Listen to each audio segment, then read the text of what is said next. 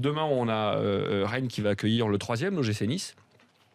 Malang Sarr ne sera pas là en défense, mais surtout Mario Balotelli, encore une fois, est fiévreux. Alors, je ne sais pas s'il est réellement fiévreux ou diplomatiquement fiévreux. Ce que je sais, c'est que Lucien Favre, son entraîneur, s'il est diplomatiquement fiévreux, eh ben on a en face de nous quelqu'un qui, en termes de management, a le courage de mettre le plus gros salaire, la star de l'équipe, un joueur qui n'a pas démérité pour autant, mais on le voit dans le collectif niçois, il pêche. Et on a vu à l'occasion d'une très bonne interview de Valentin Esseric, qui, avec beaucoup d'empathie, a décrit un Balotelli, qui est un joueur avec d'immenses capacités, mais qui, au niveau du mental, a quelques failles, quelques faiblesses qui rejaillissent sur le collectif. Et je trouve que voilà, Favre est l'exemple type du manager qui en a.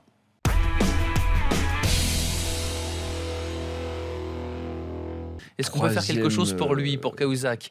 C'est son troisième rouge cette saison. Encore 2 cartons jaunes. Encore 2 cartons jaunes. 3 fois qu'il prend 2 cartons jaunes dans le match. Toujours on peut lui dire, pour lui dire fais attention, quoi. Non, c'est pas ça. Tu te fais passer au milieu. Tu as le droit de te faire passer au milieu de terrain. C'est pas pour autant que tu dois être toujours en retard ou faire la faute de trop. À ce compte-là, éviter de se jeter, continuer à rester droit, revenir sur le joueur. Non, mais il faut le sortir dès qu'il prend un jaune, ou comment ça se passe? Parce que tu ne peux pas tout le temps pénaliser. Mais là, il faut lui expliquer que 2 cartons jaunes, c'est un rouge. Par contre, une fois, je veux bien, mais 3 fois, c'est pas possible. Ce qui est impressionnant, par contre, il est suspendu. Il déséquilibre son équipe. Il revient, il est titulaire et capitaine. Une fois. Ok. Il refait la même chose 2 fois ou 3 fois. Arrive un moment, je suis le coach, moi. Ouais. Il revient sur le banc. Comme ça, il voit, il regarde, et ça peut peut-être l'aider. Exactement. Mais là, de le remettre titulaire, remettre le brassard, 2 jaunes, je ressors et rebelote, et tu pénalises l'équipe, arrive un moment, le message, il ne passe plus.